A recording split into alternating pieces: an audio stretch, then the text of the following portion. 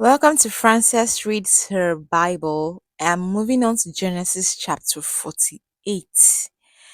And I've said it in a previous chapter way back that there's a pattern in this family. And we're going to see that pattern become manifest in this chapter as well. And I shall talk about it later down the line in this chapter. So, Genesis 48 is about Joseph presenting his sons, Manasseh and Ephraim, to his father. Manasseh is the first son of Joseph, and Ephraim is the second.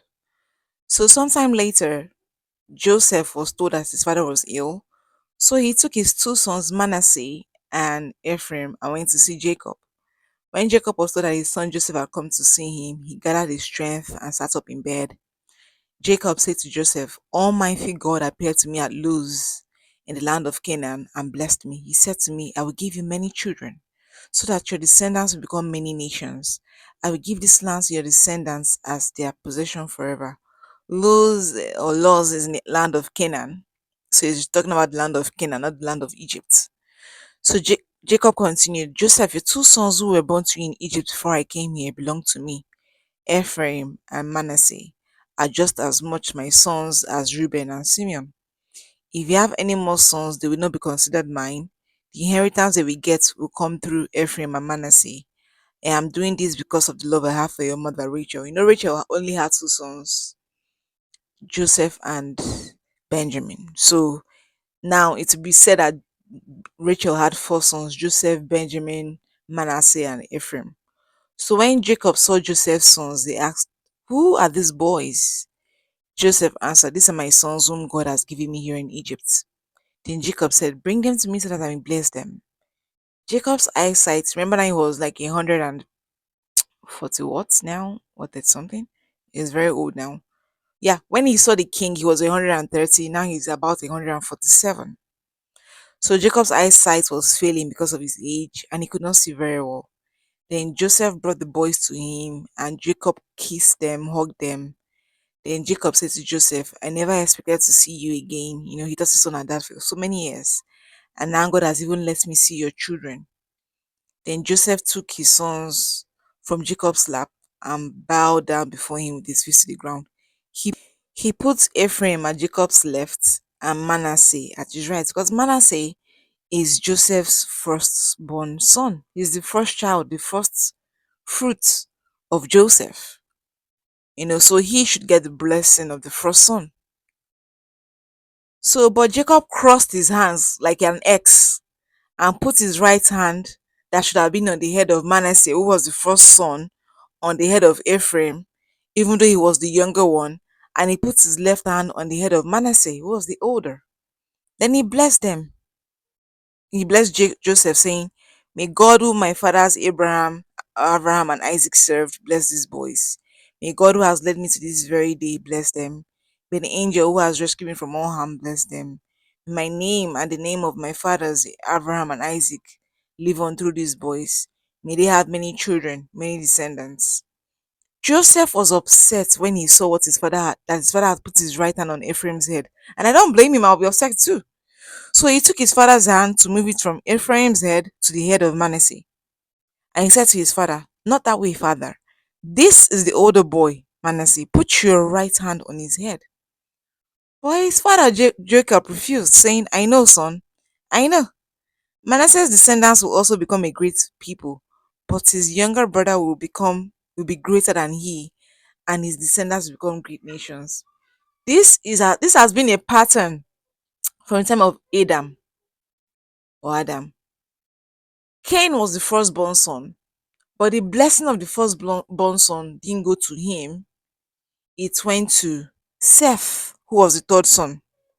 Yeah, let's say it was because of the punishment because Cain killed his brother Abel. Okay. But Avram wasn't the firstborn son of his father. Okay, I'm going too far. Amongst the children of Noah, the firstborn son didn't receive the blessing. It went to a different son. And that's the lineage that brought out the lineage of Abraham, and down to the time of Jesus. You know? And then in the family of Avram with his father, Avram wasn't the firstborn son of his father. Nahor was, but Nahor died, you know, before they left Mesopotamia. And then in Avram's family, who became Abraham, Ishmael or Ishmael was his firstborn son, but the blessings of the firstborn son went to Isaac. The same thing happened to Jacob and Esau. Esau was the firstborn son, but the blessing of the firstborn son didn't go to Esau, it went to Jacob. Same thing is going to happen in Jacob's children. His firstborn son, Reuben, doesn't get the blessing he's supposed to get. And then now in the children of Joseph, Jacob is doing the same thing. Giving the blessing of the firstborn son to the younger son and taking the blessing of the secondborn son and giving it to the first son. When there is a pattern such as this, it's a generational curse. There is a curse moving around in this family. The firstborn sons don't take the blessings of the firstborn sons. It is taken away from them, or they give it away foolishly, or something happens and it goes to someone else. It's a devilish evil pattern. That's what they call the curse of the firstborn son.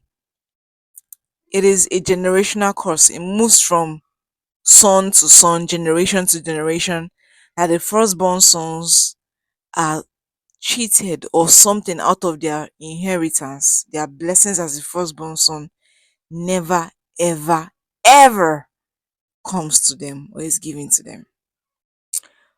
So Jacob blessed them that day, saying, the Israelites would use your names when they pronounce blessings. They will say, may God make you like Ephraim and Manasseh. In this way, Jacob put Ephraim before Manasseh. Like I said, Ephraim is the second son, and Manasseh is the first. So the firstborn son didn't get the blessing of the firstborn son. And people will bless, you know, Ephraim first. May he be like the firstborn son before the second, the secondborn son before the first. Then Jacob said to Joseph, as you see, I'm about to die, but God will be with you and will take you back to the land of your ancestors. It is to you and not to your brothers that I am giving Shechem, the fertile land, region, which I took from the Amorites with my sword and my bow. So he's giving this inheritance to Joseph. Unfortunately, Joseph didn't cross into the promised land, but it was given to his children's descendants. This family had patterns that moved from generation to generation. Siblings just hated each other terribly, even wanting to kill each other and steal from each other. Firstborn sons don't get their blessings. The men in the family lie like it's going out of business. They will claim their wives are their sisters, They lie, they are corny, tricksters. The trickster part came in from Rebecca's side of the family, and her brother Laban. But the children just hate each other. And now there's this curse of the firstborn son, which, as you can see, is a strong pattern in this family, in their bloodline. It has gone on for generations and generations. When you see a pattern like that in some families, it could be father is a drunk, grandfather is a drunk, great grandfather is a drunk, and now their son too is a drunk, or lying, or great grandfather was a murderer, son was a grandson was a murderer, son was a murderer. You got something like that. They are patterns, and those are curses that need to be broken. Anyways, these are my thoughts. I'm not a pastor, as I always say. God bless you and goodbye.